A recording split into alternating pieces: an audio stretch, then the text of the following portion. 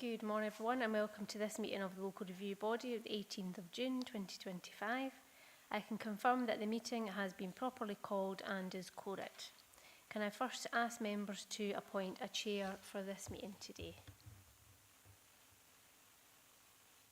Councillor Campbell. Good morning. I would like to nominate Councillor Baretti.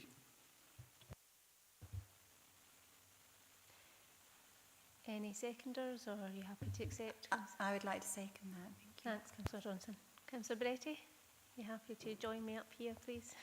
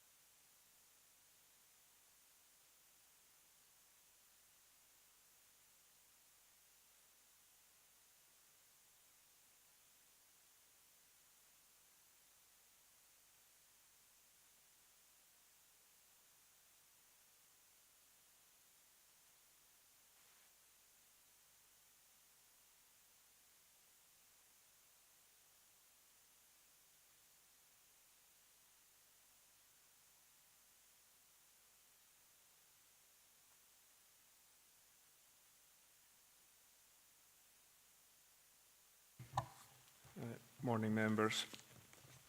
As this is my first time doing this, hopefully I'll get it all correct. You'll have to bear with me because I've got my reading glasses on, which means I might have a little bit of difficulty. So, good morning members and welcome to this meeting of the Local Review Body. This is the meeting, it's being live streamed and recorded, and the recording will be made available on the Council website for public listening.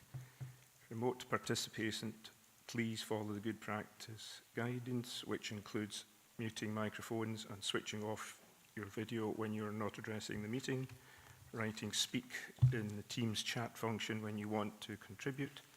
No material should be posted in that chat function if it is intended as part of the discussion. The usual standing orders apply, including that any votes will be undertaken by roll call. Any member should speak clearly and directly into the microphone when making contributions, and when referring to reports, please provide reference to the relevant page and paragraph to allow everyone to follow. Sedrant apologies and Chair's approval of members' remote participation. Tracy, can you provide the Sedrant and apologies, please? Confirm my agreement to the participation of those members recording as participating remotely. Thanks, Chair. We've got 5 members present in total, 3 members present here in Council Chambers in Dumfries, being the Chair, Councillor John Campbell and Councillor Maureen Johnston. 2 members present on Microsoft Teams, being Councillor Dryborough and Councillor Thompson. I have apologies from Councillor McFarlane, and as the published papers listed Councillor Davis as a member, she's actually not present today because she no longer sits on planning or local review body. So she can be removed from the front. Thanks, Chair.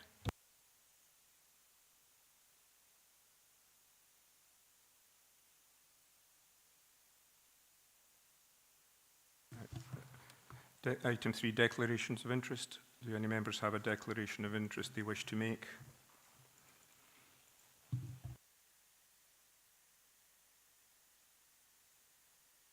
No. Tracy, can you take now take the Local Review Body through the documents and papers for the meeting, please? Yes, thank you, Chair.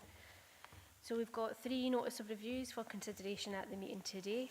Item 4 is Plot 1, land north of Greenhead Cottages, Mansbrae, Thornhill, refusal of planning permission in principle for erection of dwelling house, reference 230796 PIP.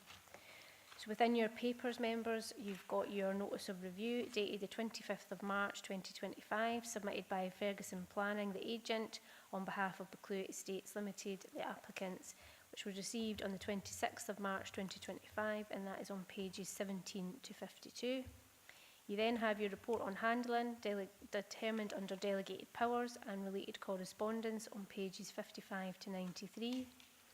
Got the observations of the appointed officer on the applicant's agent's notice of review, pages 97 to 100. Comments of the applicant's agent on observations of the appointed officer are on pages 103 to 105. The planning application form, which was submitted on the 19th of April 2023, associated plans and supporting information, registered and valid on the 27th of April 2023, and that's pages 109 to 164. Decision letter from Dumfries and Galloway Council dated the 17th of February 2025 is on pages 167 to 170. The relevant extracts from the Dumfries and Galloway Local Development Plan 2 and National Planning Framework 4 are listed on pages 173 to 201. And then finally your photos of the application site and locality are on pages 205 to 208. So the grounds of refusal are on pages 168 to 169, and those are: 1, the proposal is contrary to National Planning Framework 4, Policy 17, and Dumfries and Galloway Local Development Plan 2, Policy H3, and the related supplementary guidance, which permits the erection of new houses in the countryside only in special circumstances identified in the development plan, and none of these circumstances apply in this case. Specifically, the proposal would not be within or well related to the Kirkland of Morton Small Building Group.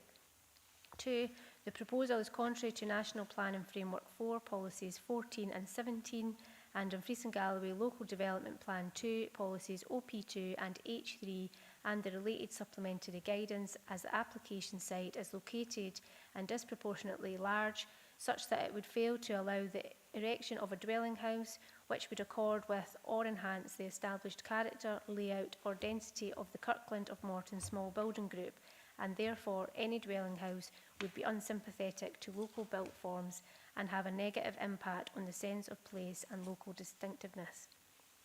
On page 20, the applicant has asked that the review be dealt with by means of a review of the relevant information that has been provided without any further procedures. So the grounds stated in the Notice of Review statement, pages 24 to 52, and in the comments of the applicant's agent on observations of the appointed officer, pages 97 to 100, in summary are: the proposed development represents the erection of a dwelling in a site which is well related to the existing building group at Kirkland of Morton and will contribute positively to the local sense of place and setting in accordance with Policy H3 and MPF 4 Policy 17. It is not in dispute that a small building group stands at Kirkland of Morton. In this case, disagreement centres on whether the appeal site stands within the sense of place and setting. The report on handling states the small building group has a clear identifiable nucleus and strong visual cohesion, located around the crosslands and along the access road leading to the former Kirkland of Morton's farmsteading.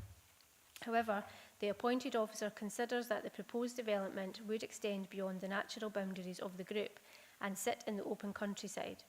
The applicant's position is that the appeal site lies within the setting and forms part of the small building group at Kirkland of Morton, enclosed between existing boundaries to both the north-east and south-west.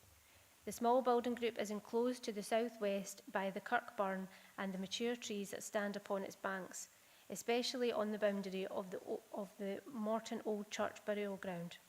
The 2 greenhead cottages stand adjacent to the boundary and bookend the south-west extent of the small building group.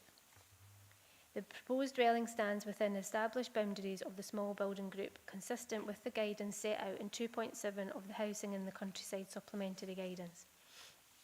The proposed development represents the erection of a new dwelling in a countryside location which benefits from a sizable garden, commensurated with the gardens of existing dwellings locally. Importantly, the site frontage onto the adopted road is noticeably smaller than other existing dwellings locally. The proposed development is considered to replicate the local development pattern and preserve local character in accordance with LDP2 Policy OP2 and MPF 4 Policies 14 and 17. The proposed development represents the expansion of the small building group at Kirkland of Morton by a single dwelling. The site is well related to the small building group Siting enclosed between the existing dwellings Kirkland Cottage to the north-east and the Greenhead Cottages to the south-west. The site represents the south portion of a small infill site in a developed frontage onto an adopted road and stands directly adjacent to existing dwellings and the new dwelling proposed on the north portion of the infill site. The small building group has capacity to expand in the current LDP period. Therefore, the proposed development is considered to represent the acceptable expansion of an existing small building group and to accord with policy H3. The proposed development supports the sustainable growth of existing rural community and will improve housing choice in local area. Kirkland of Morton is a small building group recognised in the Council's February 2021 list, to which new housing proposed in market tenure in the countryside is directed. The appellant and planning authority agree that the environmental impact and access arrangements of the proposed development are acceptable. It is considered that the rural revitalisation principles apply strongly to Kirkland of Morton, especially the direction to support rural population growth. The commitment of the appellant to delivering new homes consistent with the net zero principle strengthens adherence with the policy intent and engenders ready accordance with the housing policies of MPF 4. The proposed development comprises a garden of appropriate size for a countryside location. The road frontage of the site is smaller than at least 4 other existing dwellings locally and is not disproportionately large, as asserted in the second reason for the refusal. The proposed development represents a replication of the existing developed pattern locally and represents the form and character of Kirkland of Morton in accordance with policy OP2 and MPF 4 policy 14. You then have your list of your development plan policies on pages 173 to 201. So the main issues for the local review body to consider are: this is an application for planning permission in principle, and as such there are no detailed matters relating to the proposed dwelling house. Scottish Government Planning Circular 3 to 2022 Development Management Procedures provides that it is for the applicant to decide what level of detail they wish to provide when making an application for planning permission in principle. It also advises that it is open to planning authorities to require further information under Regulation 24 where necessary to determine the application. This can include details of the proposed dwelling house. It is noted that such a request has not been made during the consideration of the application by the case officer. Would members wish to request further details of the proposal via a procedural notice? Or would members be happy to consider this case without any further such details of the dwelling house, noting that it is an application for planning permission in principle? Would the proposal comply with the terms of the development plan?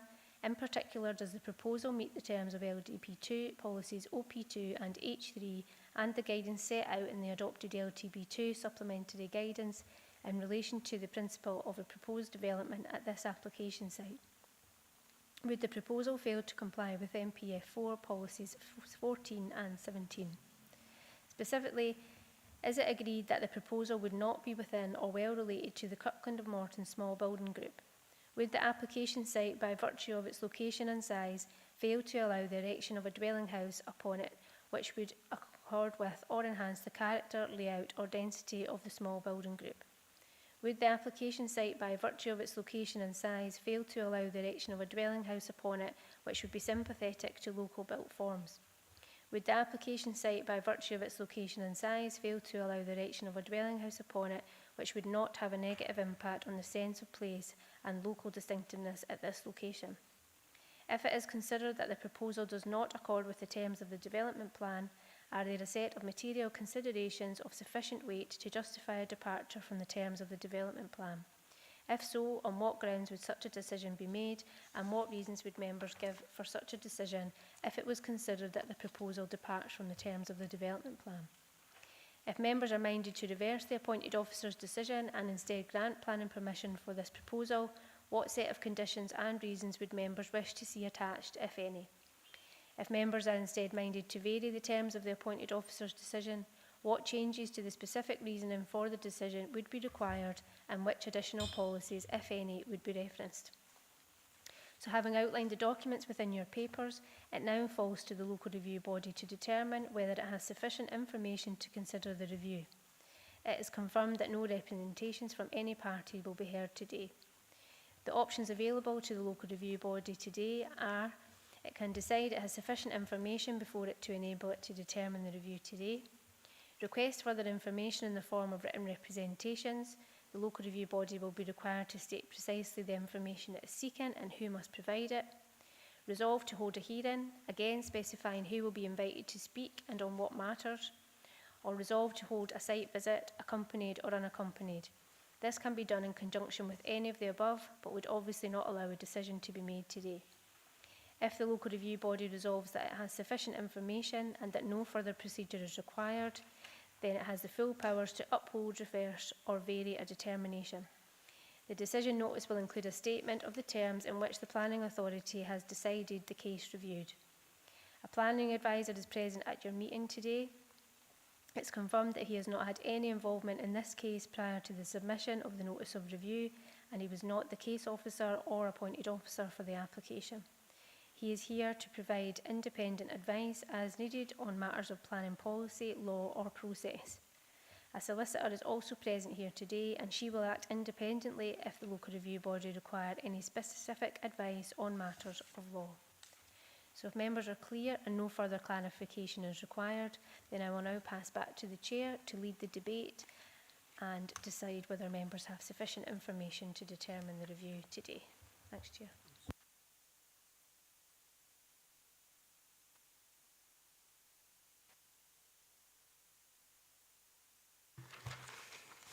I think from tradition we'll ask Robert to go through the photos first. Is that right, Robert? Thanks, Chair. I'm able to do that if that's helpful. So looking at the PowerPoint presentation that I've got at the moment, there's 7 pictures in this. They've been provided to me by the case officer, as have the captions. I haven't been out on the site as well, so I'm just presenting on the basis of what I've been given. So there's 7 pictures you're about to see, and these replicate the pictures in the papers on pages 205 and 208. There are other pictures within the submission. So, for example, there's an aerial picture that's been submitted by the applicant on page 132, which was part of their original planning statement, just for balance. And there are also 4 pictures in the ecological assessment on pages 148, 149, 150 and 151 in your papers. And finally, on one of the plans that was submitted as part of the original submission on page 161 of your papers, in the corner of that plan is an image from Google Street View. So there are other images within your papers under your consideration here. But going from 1 to 7 here, the first image is a view approaching 1 and 2 Greenhead cottages from a southwesterly direction. The next picture is a view of the southern boundary of plot 1 at 1 and 2 Greenhead cottages. Now, obviously, this is the first of 2 applications for plots 1 and 2 at Greenhead cottages. So what you're looking at is plot 1 in relation to this case. So moving on to the third image, this is a view looking west across plots 1 and 2 from Manspray. The fourth image is a view of plot 2 bounding Thistledew to the north. Fifth image, view of the northern boundary of plot 2 with Kirkland Cottage with Thistledew and beech trees beyond.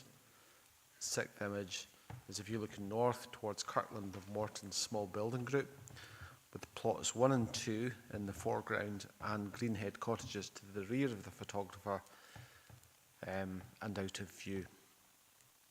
And the 7th picture I have is a view of the site frontage of plots 1 and 2 as viewed from Burnbrae, looking in a westerly direction. And obviously you've got 1 and 2 Greenhead cottages labelled there by the case officer, as well as Kirkland Cottage. Happy to answer any questions arising, Chair. Any questions relating to the pictures at this point? Because I do actually have one. Robert, I noticed that of the pictures there aren't other pictures that actually show some of the other views of that entire location. Is there a reason? The images have been given to me by the case officer to try and illustrate the key points of the case and try and give you the best information possible. So I'm really in the hands of the case officer in relation to that. Okay, thank you, Robert. Okay, we'll go through the various sections one by one as usual. So for the first, which is the notice of review dated March 25th, that's pages 17 to 52. Is there any comments to be made or any observations, members?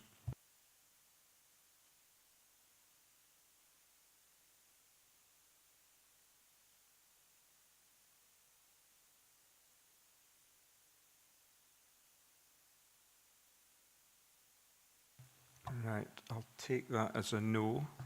So we'll go on to the second, the report of handling determined under delegated powers related to correspondence. So that's pages 55 to 93. Any comments or observations, members?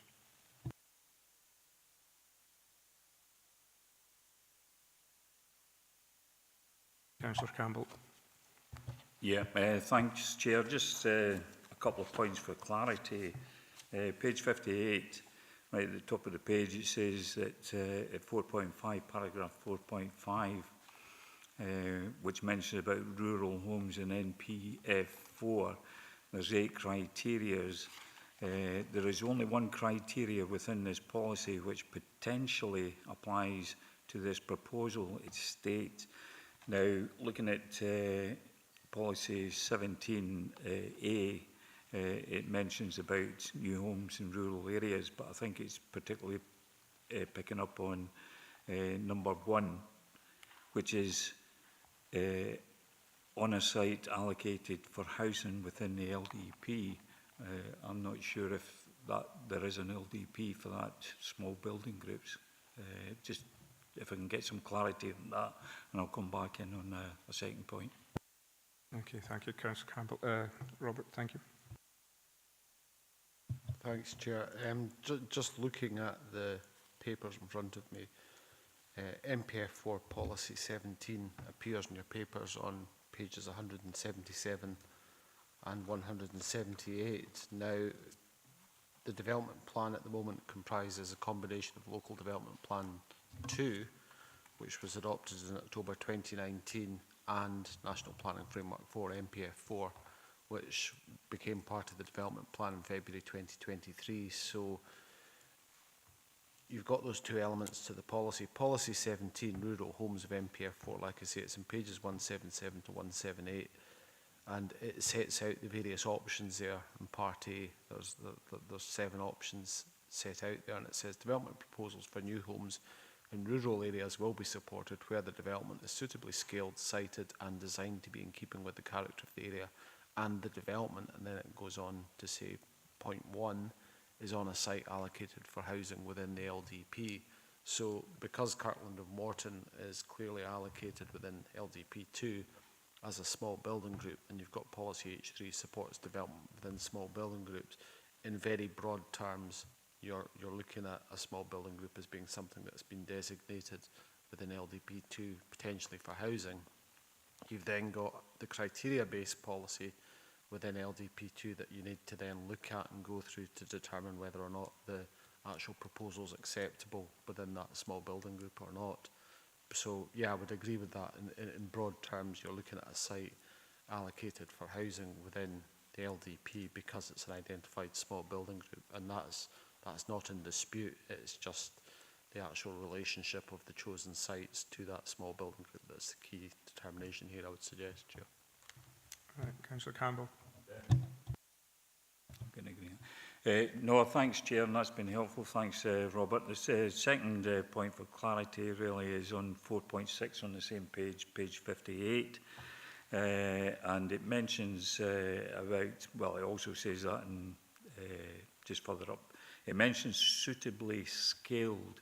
And I noticed on page 59, 4.10, that the case officer has mentioned it making reference to both plots, in fact, would be disproportionately large in relation to the surrounding development. I'm trying to get my head around it. Is it the building, the house that's disproportionately large, or is it the ground that's disproportionately large, or is it a combination of both? If we can get a wee bit of clarity on that. Thanks, Chair. Yeah, thank you, John. Looking at myself, I thought the grounds were much bigger than the normal, but I'll ask Robert. Thanks, Chair. I mean, looking at the case, you're looking at an application for planning permission in principle. Now, as discussed, the case officer hasn't asked for further detailed information, which you can do in such an application if you feel it's necessary or desirable to do that. So what you're looking at is the principle of a dwelling house on this particular plot. So probably the most helpful drawings are on pages 157 and 159. You've got the location plan, for example, on page 157. So when I see reference to scaling, in the absence of details of what the house looks like, it has to be in relation to the positioning and the size of that site and its dimensions relative to what you've got in the small building group at the moment. In other words, when there's mention to scale in the sense of plot size compared to what you've got is my interpretation of that. And I think there would probably be a reasonable expectation that if you had a large plot, although there aren't details at the moment, you probably get a large house as a follow-on to that. But again, as per the kind of clerk's earlier advice, if you want further details of the dwelling house proposed, you can ask for that at this stage. And that would be subject to further process, and a request would go out to the agent, or the applicant's agent, to provide that. Councillor Campbell. No, that's been helpful. Thanks, Chair. Right, I have a question, Robert. I noticed that on page 85, there's an email from Ms Thompson, I think, and it states in the very first sentence, further to your email of the 16th of May. Now, looking back on emails prior to that, the last communication I noticed was the 23rd of August, sorry, 30th of August 2023. Does that mean that there's correspondence that may have occurred between the two parties that's not in this document? Chair, I looked at that earlier, and you're right, because in page 83 there's an email from the case officer to the agent, which is dated 30th of August 2023.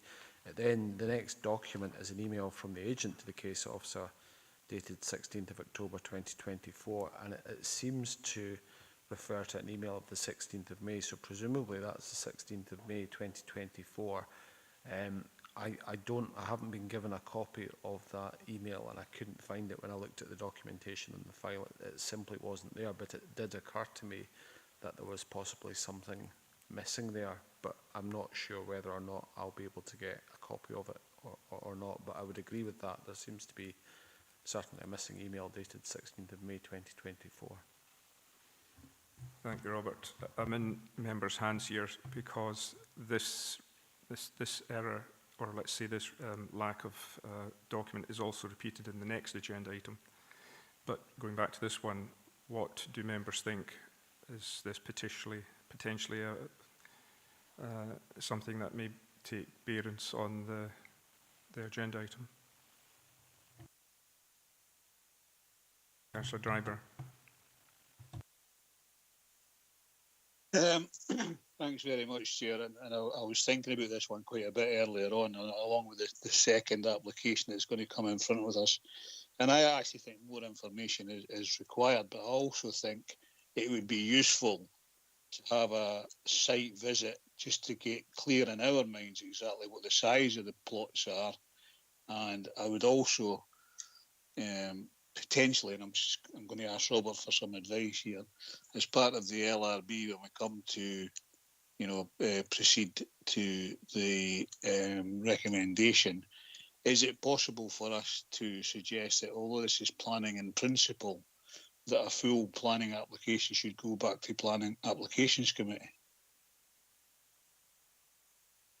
Yeah, thank you, Councillor Dryburgh. Any other councillors? Councillor Campbell. Yeah, it's probably one for our solicitor, Laura. Would it make any difference to the outcome if we didn't have that email I don't know, is there so much relevance in the email or the missing email that would make an unsafe determination today? Thank you, Councillor Campbell. I think what I've alluded to, and I think Robert has also kind of alluded to, is that although it just mentions one date, there may be others that are not, because if there was earlier comments made, and therefore how many are we actually missing? But I'll ask our legal attendant. Thank you, Chair, through yourself. If members have noted that there's potentially information which could be material to your consideration is missing, then it would be sounder if you obtained that information before proceeding to your decision. Even if it turns out, once you've read that information, that it's not material, at least you've given it the full robust scrutiny that it deserves.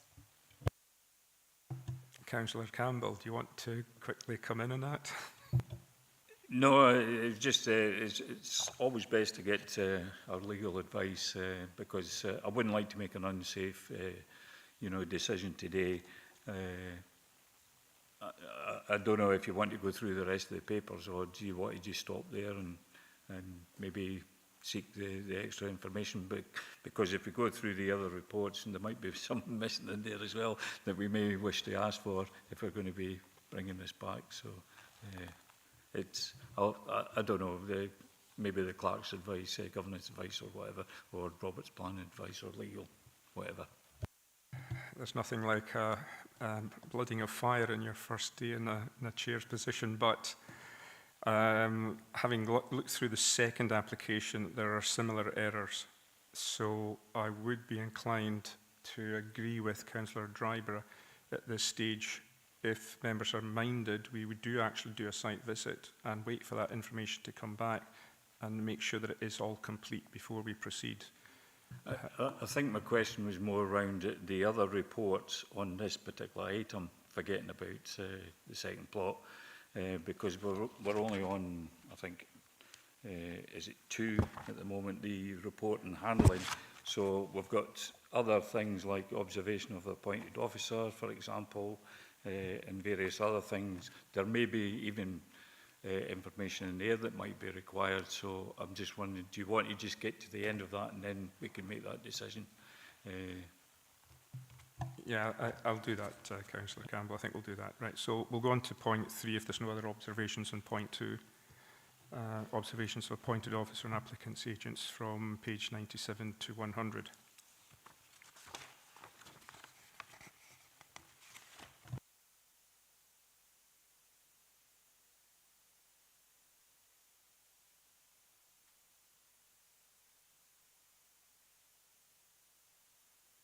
I take it that there's no comments.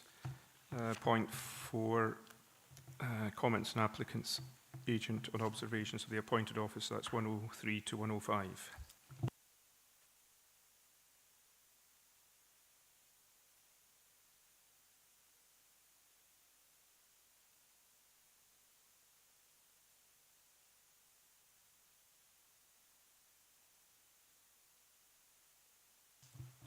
No comments there. Okay, we'll go on to point 5. Planning application form submitted on 19th of April 23 and pages 109 to 164.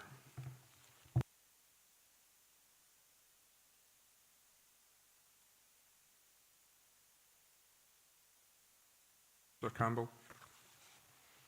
Thanks, Chair. No, just a quick one on page 121. The boundary that's outlined takes in both plot 1 and plot 2, but we're only at this moment in time looking at plot 1. So I'm just wondering, should that have been related to plot 1 and not both plots? But I mean, I think that comes under the application, isn't it? The planning application form submitted. So yeah, I'm just wondering why that reference is in there and not just based on plot 1. I think Robert is about to give us an answer. Thanks, Chair. Just looking at that document, it's part of the original planning submission, which was received on the 19th of April. I think the other case at plot 2 has an identical planning statement or something very similar. So that is basically what the applicant submitted to try and help justify a positive decision. So it's similar in relation to both cases. But yes, you're right.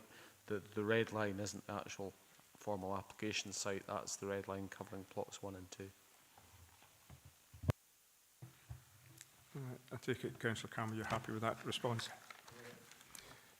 If there's no other responses on that item, that part, we'll go to part 6. Decision letter from Dumfries and Galloway Council dated 17th of February 25, and pages 167 to 170.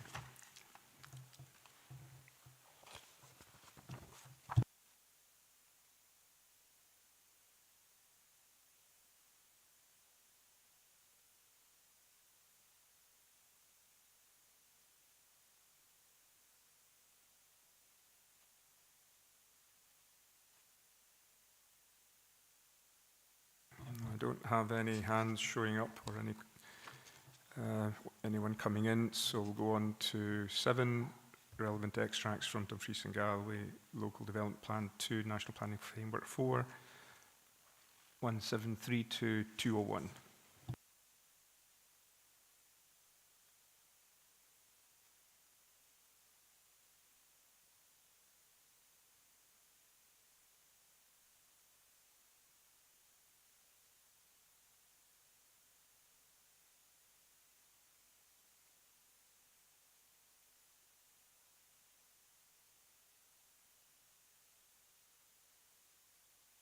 I don't see anyone wanting to come in, so the last, which we will do again, the photos of application site. So that's the 205, pages 205, 208.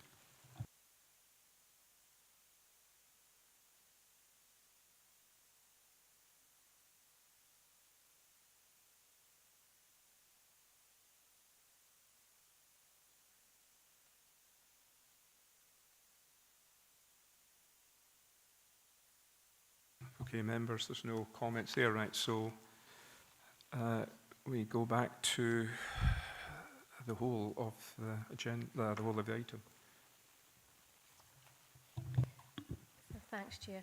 So I've heard from members during your deliberation that you're requesting a site visit. I would just need to seek clarification if that's unaccompanied or unaccompanied, and if there's any other requirements while you're on site, or it's just simply to view the land in question.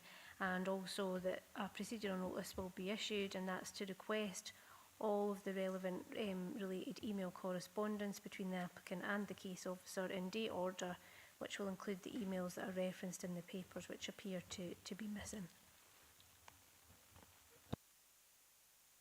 Councillor Dryburgh. Yeah, thanks. I'm happy with that, Tracy, that it'll be unaccompanied, and if we can get the information for the next sitting of the LRB, that would be good.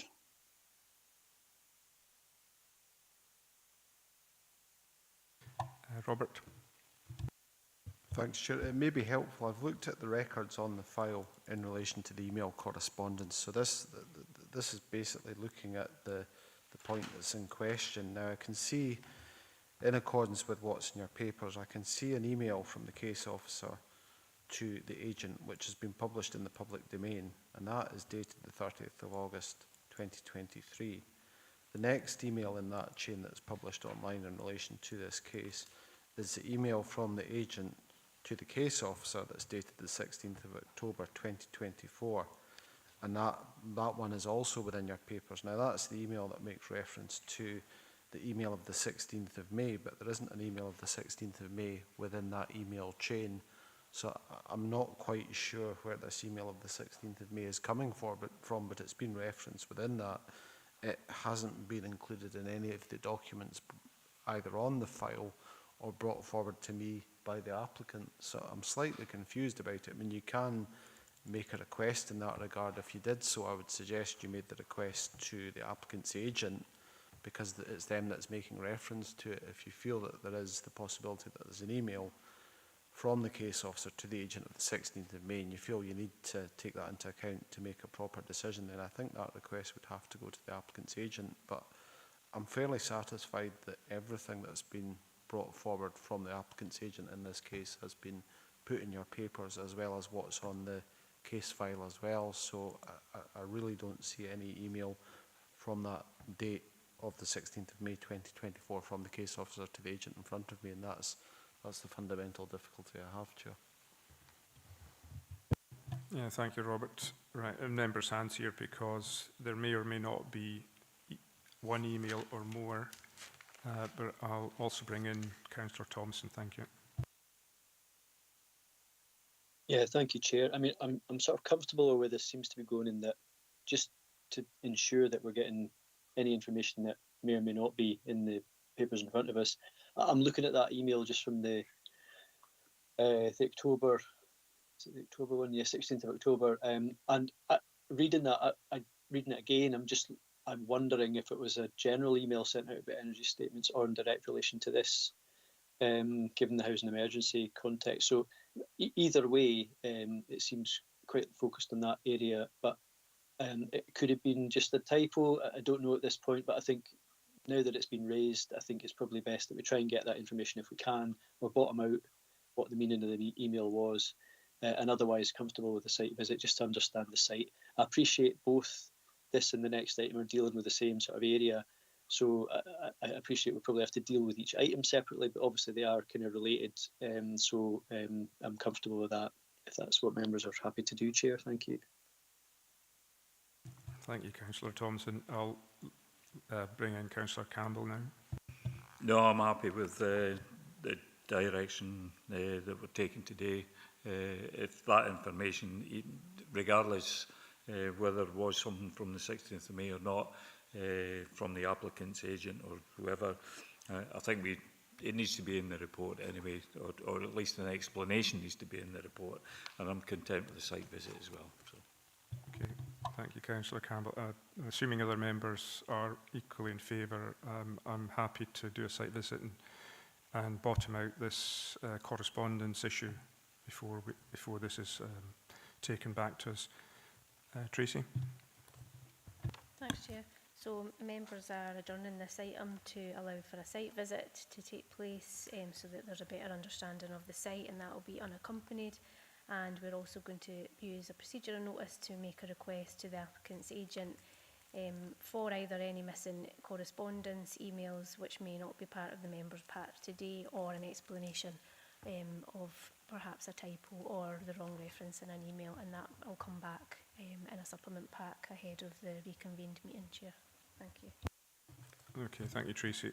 With that, we'll leave that and as directed by our Tracy, and we'll move on to agenda item 5.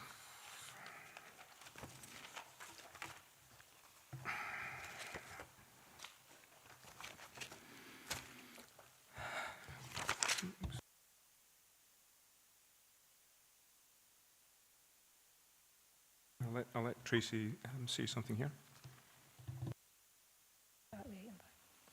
So item 5 is plot 2, land north of Greenhead Cottages, Mansbury Thornhill, refusal of planning permission in principle for erection of dwelling house, reference 230797 PIP. I'll run through this just because it is a separate application, so I will go through the same procedure as we did for the last one. So you've got your notice of review dated the 25th of March 2025, submitted by Ferguson Planning Agent on behalf of Buccleuch Estates Limited applicants, and received on the 26th of March 2025. That is on pages 215 to 250. You've got the report on handling, determined under delegated powers, and related correspondence on pages 253 to 291. The observations of the appointed officer on the applicant's agent's notice of review, pages 295 to 298. Comments of the applicant's agent on observations of the appointed officer, pages 301 to 303. Planning application form submitted on the 19th of April 2023. Associated plans and supporting information registered as valid on the 27th of April 2023, pages 307 to 362. The decision letter from Dumfries and Galloway Council dated the 17th of February 2025, pages 365 to 368. Relevant extracts from the Dumfries and Galloway Local Development Plan 2 and National Planning Framework 4, pages 371 to 399, and the photos of the application site and locality, pages 403 to 406. Grounds for refusal on pages 366 to 367 are 1. The proposal is contrary to National Planning Framework 4, Policy 17, and Dumfries and Galloway Local Development Plan 2, Policy H3, and the related supplementary guidance, which permits the erection of a new house in the countryside only in special circumstances identified in the development plan, and none of these circumstances apply in this case. Specifically, the proposal would not be within or well related to the Kirkland of Morton Small Building Group. And 2, the proposal is contrary to National Planning Framework 4, Policies 14 and 17, and Dumfries and Galloway Council's Local Development Plan 2, Policies OP2 and H3, and the related supplementary guidance, as the planning application site is located and disproportionately large, such that it would fail to allow the erection of a dwelling house which would accord with or enhance the established character, layout or density of the Kirkland of Morton Small Building Group, and therefore any dwelling house would be unsympathetic to local built forms and have a negative impact on the sense of place and local distinctiveness. Page 218 outlines that the applicant has asked that the review be dealt with by means of a review of the relevant information that has been provided without any further procedures.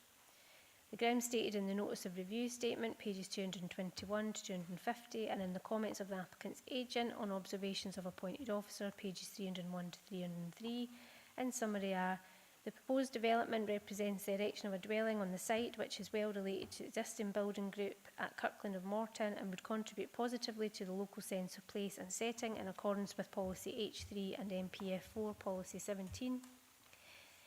It is not in dispute that a small building group stands at Kirkland of Morton. In this case, disagreement centres on whether the appeal site stands within its sense of place and setting. The report on handling states the small buildings group has a clearly identifiable nucleus and strong visual cohesion, located around the crosslands and along the access road leading to the former Kirkland of Morton farmsteading. However, the appointed officer considers that the proposed development would extend beyond the natural boundaries of the group and sit in the open countryside. The applicant's position is that the appeal site lies within the setting and forms part of the small building group at Kirkland of Morton, enclosed between existing dwellings to both the north east and south west. The small buildings group is enclosed to the southwest by the Kirkburn and the mature trees that stand upon its banks, especially on the boundary of the Morton Old Church burial ground. The 2 Greenhead cottages stand adjacent to the boundary and bookend the southwest extent of the small building group. The proposed dwelling stands within the established boundaries of the small building group, consistent with the guidance set out in 2.7 of the Housing of the Countryside Supplementary Guidance. The proposed development represents the erection of a new dwelling in a countryside location which benefits from a sizable garden, commensurated with the gardens of existing dwellings locally. Importantly, the site frontage onto the adopted road is noticeably smaller than other existing dwellings locally. The proposed development is considered to replicate the local development pattern and preserve local character in accordance with LDP 2, Policy OP2 and MPF 4, Policies 14 and 17. The proposed development represents the expansion of the small building group at Kirkland of Morton by a single dwelling. The site is well related to the small building group, sitting enclosed between the existing dwellings Kirkland Cottage to the north east and the Greenhead cottages to the south west. The site represents the north portion of a small infill site in a developed frontage onto an adopted road and stands directly adjacent to existing dwellings and the new dwelling proposed on the north portion of the infill site. The small building group has capacity to expand in the current LDP period. Therefore, the proposed development is considered to represent the acceptable expansion of an existing small building group and to accord with Policy H3. The proposed development supports the sustainable growth of an existing rural community and will improve housing choice in the local area. Kirkland of Morton is a small building group recognised in the Council's February 2021 list, to which new housing proposed in market tenure in the countryside is directed. The Appellant and Planning Authority agree that the environmental impact and the access arrangements of the proposed development are acceptable. It is considered that the rural revitalisation principle applies strongly to the Kirkland of Morton, especially the direction to support rural population growth. The commitment of the appellant to delivering new homes consistent with the net zero principle strengthens adherence with the policy intent and is already in accordance with Housing Policies MPF 4. The proposed development that comprises a garden of appropriate size for the countryside location. The road frontage of the site is smaller than at least 4 other existing dwellings locally and is not disproportionately large, as asserted in the second reason for refusal. The proposed development represents a replication of the existing developed pattern locally and preserves the form and character of Kirkland of Morton in accordance with Policy OP2 and MPF 4, Policy 14. You have your list of development plan policies, pages 371 to 399. So the main issues for the local review body to consider. This is an application for planning permission in principle, and as such there are no detailed matters relating to the proposed dwelling house. Scottish Government Planning Circular 3/2022 Development Management Procedures provides that it is for the applicant to decide what level of detail they wish to provide when making an application for planning permission in principle. It also advises that it is open to planning authorities to require further information under Regulation 24 where necessary to determine the application. This can include details of the proposed dwelling house. It is noted that such a request has not been made during the consideration of the application by the case officer. Would members wish to request further details of the proposal via procedure notice, or would members be happy to consider this case without any further such details of the dwelling house, noting that it is an application for planning permission in principle? Would the proposal comply with the terms of the development plan? In particular, does the proposal meet the terms of LTP2, policies OP2 and H3, and the guidance set out in the adopted LTP2 supplementary guidance in relation to the principle of the proposed development at this application site? Would the proposal fail to comply with MPF 4, policies 14 and 17?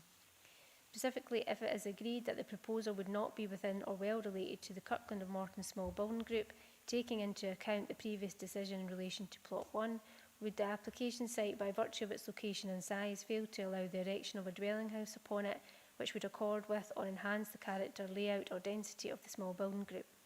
Would the application site, by virtue of its location and size, fail to allow the erection of a dwelling house upon it which would be sympathetic to local built forms? Would the application site, by virtue of its location and size, fail to allow the erection of a dwelling house upon it which would not have a negative impact on the sense of place and local distinctiveness at this location? If it is considered that the proposal does not accord with the terms of the development plan, are there a set of material considerations of sufficient weight to justify a departure from the terms of the development plan? If so, on what grounds would such a decision be made, and what reasons would members give for such a decision if it was considered that the proposal departs from the terms of the development plan? If members are minded to reverse the appointed officer's decision and instead grant planning permission for this proposal, what set of conditions and reasons would members wish to see attached, if any? If members are instead minded to vary the terms of the appointed officer's decision, what changes to the specific reasoning for the decision would be required, and what additional policies, if any, would be referenced? So having outlined your papers, it falls to the local review body to determine whether it has sufficient information to consider the review.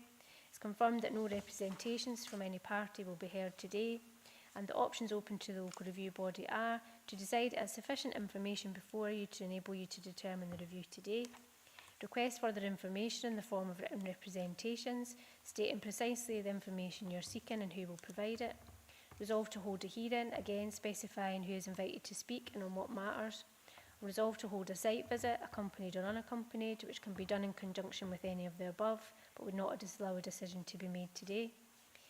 If you resolve that you have sufficient information and that no further procedure is required, then you have full powers to uphold, reverse or vary a determination. The decision notice will include a statement of the terms in which the planning authority has decided the case reviewed. Your planning advisor is still present in relation to this case. He was not the case officer or the appointed officer for this application. He is here to provide advice as required on matters of planning policy, law or process. And the solicitor is also still present today, and she will act independently if members require specific advice on matters of law. So I'll now pass back to the Chair and ask him to take you through your papers and lead the debate. Thanks, Chair. Thank you, Tracy. Given that this is another application for the same plot as Councillor Campbell has made reference to on that map, would elected members wish to just park this and we do the site visit along at the same time? Councillor Campbell. Yeah, thanks, Chair. Yeah, because of the similarities of the previous item, I think it probably would be safe to request that same information about the email and have an unaccompanied site visit because they're both in the same area. So, thanks. Okay, thank you, Councillor Campbell. I just noticed that only one difference from the previous application is a letter from the Dumfries and Galloway Council is dated the 17th of February, so it's 2 days later, but everything else is similar. And Councillor Dryborough? I'm happy to second that. Councillor Thompson? Yeah, thank you. I just wondered, and this is maybe just a technical point, but in the case where, so clearly these are related applications in terms of the site, but we're, in the hypothetical, were one to go ahead, if you like, would that have a material bearing on the second application? I know we have to kind of treat them separately, but clearly if one, if there was a decision about one, would it impact materially on consideration of the second one? Thank you. Thank you, Councillor Thompson. A similar thought I had. I'll pass over to Robert. Thanks, Chair. They're separate planning applications, so they fall to be considered separately at every stage of the process, both by the appointed officer and also yourselves as local review body. In relation to the communication, in relation to these cases, I mean, you'll look at pages 283 to 286, and it's the same email you're looking at that raises the concern that there's maybe an earlier missing email or emails there that isn't on the file. So when you look at that, that has been sent in relation to both cases, which is quite common when you deal with planning applications. You've got them side by side. It's quite often just one piece of communication you'll get that relates to two cases. So that's not unusual, but it doesn't mean the cases need to be determined in the same way or at the same time or with the same outcome. They're entirely independent of each other, but there is that commonality when you deal with it, that you'll often be sending similar communication out, and that's the case here. So it's kind of the same issue you had with the last case. Does that answer your question, Councillor Thompson? Yeah, I think so. But I think in terms of the nature of the reasons for refusal about the relation, if and this again is if one were to go ahead, then would that affect the nature of the small building group and the relation of building, the developments in relation to each other, and then suddenly there's potentially one additional that would change the nature of the locale in a sense. So it was more just, as I say, a hypothetical question. Thank you. Robert? I mean, it would change it in the sense that, you sit as a local review body and you make decisions on these cases. If you make a positive decision or a negative decision on plot 1, it then impacts on how you deal with plot 2, because it's the next one in sequence. So you make your decision in plot 2 and the knowledge at the time of the decision you've made in plot 1. So there is a kind of sequential issue there. So, I think if you were to, for example, grant permission in principle for plot 1, you then consider plot 2 in the knowledge that you've just done that, or vice versa if you're minded to refuse the application. Councillor Dryborough, I saw you earlier. Do you want to come in? No, I was just happy seconding the site visit.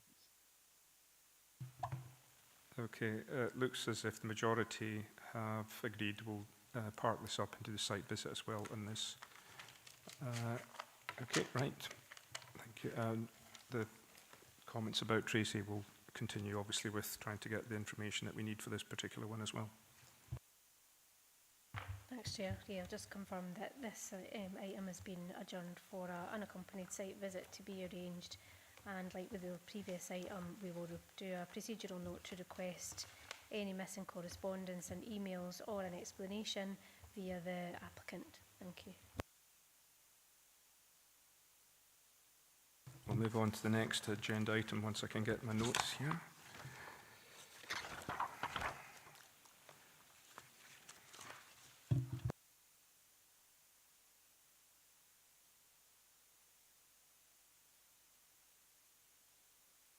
Okay, Tracy, can you take us through this item?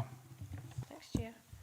So item 6, Sneyd Mill, Dumfries, refusal of planning permission for change of use and alterations to former mill to form dwelling house and erection of boundary wall, reference 241626 FUL. So within your papers, you've got the notice of review dated the 24th of April 2025, submitted by GVS Raven Estate, the agent, on behalf of Mr Harvey, the applicant, and received on the same day. That's pages 413 to 423. You then have your report on handling, determined under delegated powers and related correspondence, pages 427 to 477. Observations of the appointed officer on the applicant's agent's notice of review, pages 481 to 483. Comments of the applicant's agent on observations of the appointed officer, pages 487 to 517. Planning application form submitted on the 6th of August 2024, associated plans including amended plans and supporting information, registered as valid on the 30th of August 2024. That's pages 521 to 617. The decision letter from Dumfries and Galloway Council, dated the 5th of February 2025, pages 621 to 624. Relevant extracts from the Dumfries and Galloway Local Development Plan 2 and National Planning Framework 4, pages 627 to 663. And then photos of the application site and the locality are on pages 667 to 669. The grounds for refusal, you shall see on page 622, are: it has not been satisfactorily demonstrated that the development would not lead to unacceptable on or off-site risk from flooding. The development is not of a type which could be supported where it is at risk of flooding, and as such the requirements of Dumfries and Galloway Council's Local Development Plan 2, Policy IN7 and National Planning Framework 4, Policy 22 have not been met.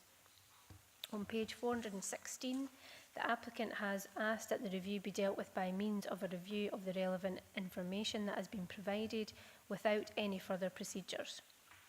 So the grounds stated in the notice of review statement, pages 419 to 423, and in the comments of the applicant's agent on observations of the appointed officer, pages 487 to 517, in summary are: the proposed development at Sneyd Mill represents an opportunity to preserve and repurpose a historic building in a way that aligns with both modern sustainability principles and the need to protect our built heritage.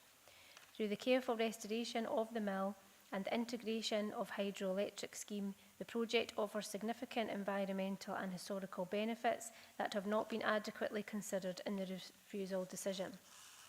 Regarding concerns about flooding, extensive evidence, including a detailed report from CGS Civils, demonstrates that mitigation measures, including the mill's separate water source, elevated floor levels and proposed flood wall, adequately address any potential risk. Despite repeated attempts to engage with SEPA, their lack of response and site assessment has led to an incomplete and flawed evaluation of the development's impact. Given the importance of retaining and finding viable new uses for historic farm buildings in Dumfries and Galloway, this proposal represents a rare opportunity to safeguard the mill's legacy while contributing to the region's sustainable future. There are significant public and environmental benefits of the scheme. It is respectfully submitted that the Council's decision to refuse consent was based on an incomplete and procedural assessment of the application, and that permission should be granted. The appellant's flood risk consultants, CGS Civils, prepared a comprehensive flood risk report which was submitted to the Council and SEPA. The report included detailed engagement attempts with SEPA to discuss site-specific factors such as the existence of a separate lade which could be used to manage water flow independently from the main river channel, an important feature SEPA appeared unaware of. Efforts were also made by the appellant's agent to arrange a site visit with SEPA to address inaccuracy in flood maps. These offers were not taken up. Notably, the proposal was amended by drawing number 22/90/3/D, submitted on the 25th of October 2024, in response to concerns by relocating all habitable accommodation to the first floor, with the lower ground floor solely for the hydroelectric plant, storage and monitoring. This fundamental revision addresses flood risk concerns. The Council failed to give due consideration to the revised layout or the sustainable mitigation measures, including a 1.3 metre flood wall, and that detailed technical design could have been secured by condition. The Council's position that insufficient detail was provided regarding the hydroelectric scheme is noted. However, it is standard practice for detailed technical specifications to be addressed via planning conditions, particularly where the principle of the use is supported. The hydro scheme is integral to the proposal, enabling the mill to resume its historic function of generating power, thereby securing its long-term conservation. The Council's report of handling fails to adequately recognise the contribution of the scheme to 1. The generation of renewable energy in line with National Policy Objectives, MPF 4 Policy 7. 2. The conservation of a derelict listed building by reinstating a historically appropriate use. And 3. The wider goals of community regeneration and sustainability. It is further noted that the Nith Catchment Fisheries Trust, a statutory consultee, was not consulted by the Council, a procedural oversight that undermines the robustness of the decision-making process. The Council's statement confirms that the revised plans reference 2293D, showing the amended scheme with accommodation solely on the first floor, were the basis of the decision. This plan was submitted on the 25th of October 2024. No further requests for information were made by the Council. It is submitted that the Council's assertion of insufficient details is unfounded, as any further technical details regarding hydroelectric equipment and walling materials could have been appropriately addressed via planning conditions consistent with standard practice for listed building consents. The proposal is fully compliant with Local Development Plan Policies H3 and HE1 and MPF 4 Policy 7. Furthermore, the Council's vacant and derelict land and property strategy explicitly recognises the need to repurpose derelict buildings for community benefit. The reuse of Sneyd Mill aligns fully with these objectives by safeguarding the building, contributing to local renewable energy generation and preserving the cultural and architectural heritage of the region. The appellant's commitment to restoring rather than demolishing the mill underscores an approach consistent with the Council's own aims for sustainable development, rural regeneration and the conservation of historic assets. The appellant has demonstrated a clear commitment to the sensitive and sustainable reuse of Sneyd Mill, addressing flood risk concerns, engaging with statutory consultees and seeking to preserve the historic and functional character of the building. The Council's refusal appears to be based on an incomplete assessment, procedural shortcomings including the failure to consult statutory bodies and a lack of flexibility in addressing details that could have been appropriately conditioned. In the absence of any material considerations that would justify a refusal, it is respectfully submitted that the appeal should be upheld and listed building consent granted, subject to appropriate conditions as necessary to secure the final technical details of the hydro scheme and conservation works. The restoration and reuse of Sneyd Mill will not only secure the future of a listed building at risk, but will also contribute positively to Dumfries and Galloway's rural economy, renewable energy goals and cultural heritage. You then have a list of the development plan policies, pages 627 to 663. So the main issues for the local review body to consider are: members should note that the associated listed building consent application, reference 24/1627/LBC, is presently the subject of a separate appeal which is being considered by the Scottish Government, but has yet to be determined. The status and possible outcome of this appeal does not affect members' ability to consider this notice of review independently, and any information on the file relating to the listed building consent application does not form part of the consideration under the local review body process. Noting the applicant's comments on page 487 of the papers, would members wish to consult the Nith District Salmon Fisheries Trust? If so, members could request this consultation via procedural notice. Alternatively, would members be happy to proceed to consider this case without any such further consultation? Similarly, would members wish to request to obtain details of the proposed hydro scheme? Would members wish to obtain details of hydraulic modelling or surveying typographic data as part of an updated and detailed flood risk assessment? Would the proposal comply with the terms of the development plan? In particular, does the proposal meet the terms of LDP2, Policy IN 7, and the guidance set out in the adopted LDP2 Supplementary Guidance on Flooding and Development? Would the proposal fail to comply with MPF 4 Policy 22? Specifically, has it been satisfactorily demonstrated that the development would not lead to unacceptable on or off-site risk of flooding? Would the development be at risk of flooding? If it is not considered that the proposal does not accord with the terms of the development plan, are there a set of material considerations of sufficient weight to justify a departure from the terms of the development plan? If so, on what grounds would such a decision be made, and what reasons would members give for such a decision if it was considered that the proposal represented a departure from the terms of the development plan? If members are minded to reverse the appointed officer's decision and instead grant planning permission for this proposal, what set of conditions and reasons would members wish to see attached, if any, and would members request a planning obligation in respect of payment of developer contributions for education? If members are minded to vary the terms of the appointed officer's decision, what changes to the specific reasoning for the decision would be required, and which additional policies would be referenced, if any? Having outlined the papers, it falls to the local review body to determine if you have sufficient information to consider the review. It is confirmed that no representations from any parties will be heard today. So the options available are: you can decide you have sufficient information to enable you to determine the review today, request further information in the form of written representations, stating precisely the information you're seeking and who should provide it, resolve to hold a hearing, again specifying who will be invited to speak and on what matters, resolve to hold a site visit, accompanied or unaccompanied, which can be done in conjunction with any of the above but not allow a decision to be made today. If you resolve that you have sufficient information and no further procedure is required, then you have full powers to uphold, reverse or vary a determination. The decision notice will include a statement in the terms in which planning authority has decided the case reviewed. Your planning advisor is still present. He was not the case officer or the appointed officer for this application. He is here to provide information and advice as required on matters of planning policy, law or process. And your solicitor is still present to act independently and provide advice on matters of law. I'll now pass back to the Chair and ask him to take you through your papers and lead the debate. Thank you, Chair. Thank you, Tracy.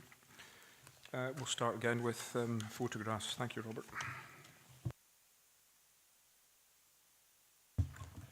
Thanks, Chair. The PowerPoint presentation I'm just about to show you replicates what's in your papers.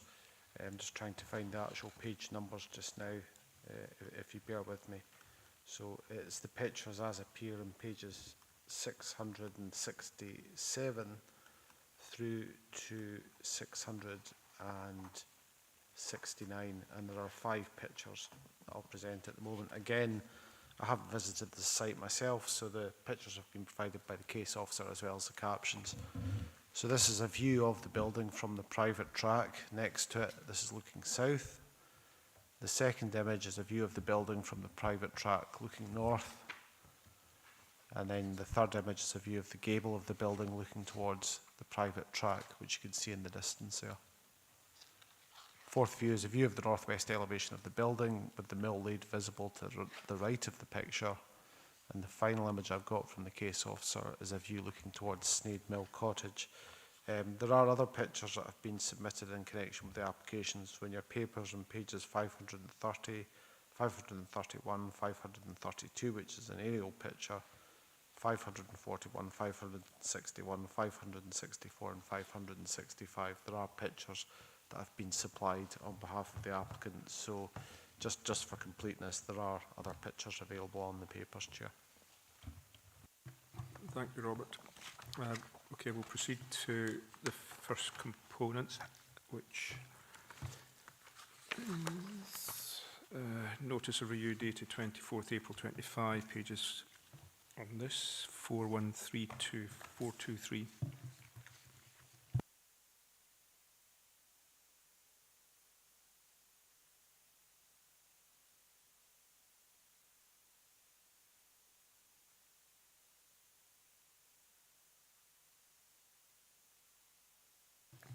Whilst members are looking, I have one question for Robert. In this component and everywhere, I cannot find the date for when this mill was first built. Would you perchance know that offhand, or would you be able to find out? I don't know the answer to that offhand, Chair, but because it's listed, there will be a listed building entry somewhere, which I will look for just now, and I'll come back to you on that, if that's okay, Chair. Thank you, Robert. Whilst Robert's doing that, if there's no questions for part one, we'll go on to part two. That's the report and handling related correspondence, pages 427 to 477.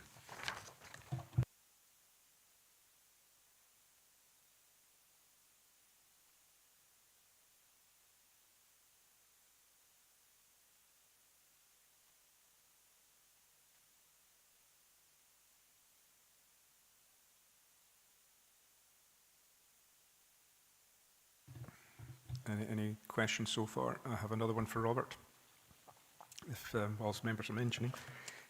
Page 477, Robert. It refers to Council Archaeologist report, but I can't see it specifically where that is in this this item. Is there one?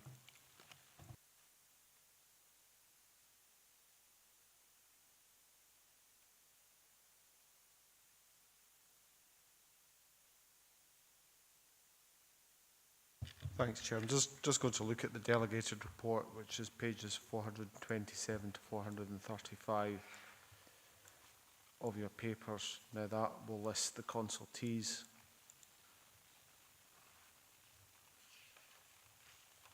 And you can see on page 428 that in relation to the Council Archaeologist, no comments were received. So there was no consultation response from the Council's Archaeologist in relation to this application. The other thing, again, about the age of the building, I'm looking at the listed building entry, which is on Historic Environment Scotland's website. It's a Category B listed building, and it simply describes it as late 18th stroke early 19th century. So that's really the closest I've got to a date for it, and that is from the Historic Environment Scotland site for its listing. So I think that's about as accurate as you can get, Chair. Okay, thank you, Robert. So there's no other comments on 2. We'll go on to point 3, observations to the appointed officer, and that's pages 481 to 483.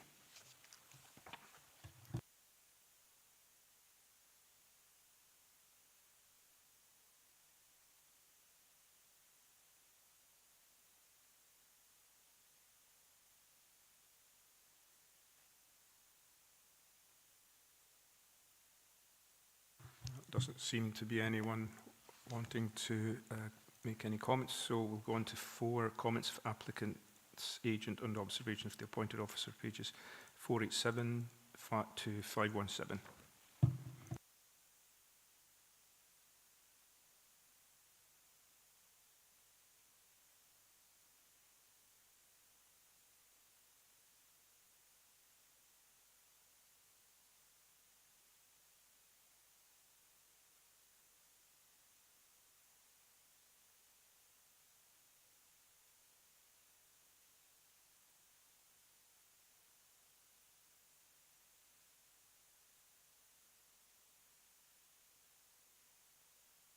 Don't seem to have anyone putting a hand up, so on to point 5, planning application from submitted on 6th of August 24. That's pages 521 to 617.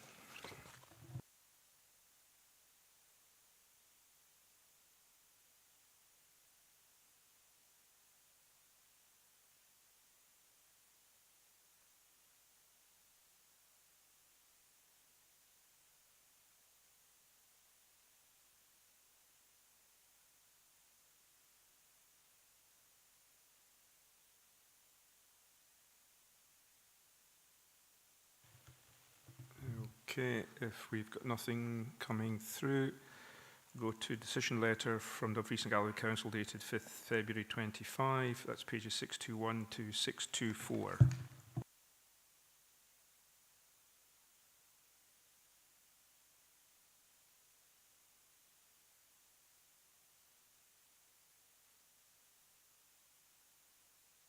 I don't see anyone wanting to speak, so we'll go on to point 7, relevant extracts from the Dumfries and Galloway Local Development Plan 2, National Planning Framework 4, that's pages 627 to 663.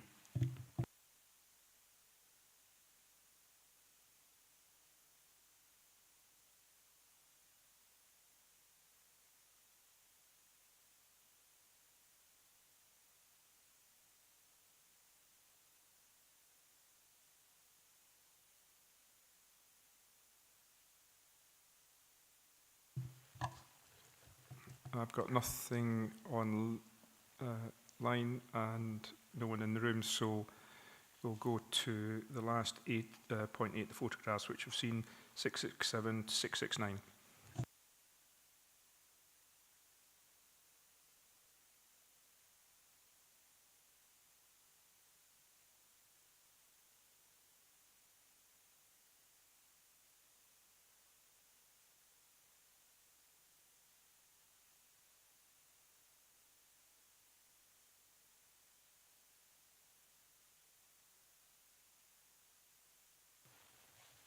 Okay, there's no comments in the room and none online, so we'll go back and start our conversation. Is there anyone that wants to start this particular item?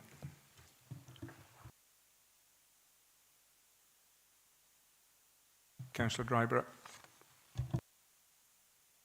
Yeah, thanks very much, Chair. Whilst I want to see, these older buildings brought back into use, especially with renewable energy like hydro and things like that, I think it's important that we do it right. I do have some concerns about this, and I would agree with the officer's recommendation within this at this time. I'm not saying that they can't come back and answer those questions from the officer, but at this moment in time, I would agree with the officer's recommendation within this report. Okay, thank you, Councillor Dryburgh. I'll just wait to see if anyone else comes in before I maybe make comments. Councillor Campbell. Yeah, thanks very much, Chair. Yeah, I think we should uphold this. It's quite worrying when you see applications, particularly around flood areas. I know the mill was designed round about water in the first place, but I think there's so much risk at this point in time. So I think what Councillor Dryburgh suggested, that we just uphold the decision. Okay, thank you, Councillor Campbell. I'll leave it just open a little bit longer for other members to come in, because I know there's so few of us. I would almost argue the opposite, but I do understand that the flooding is an issue.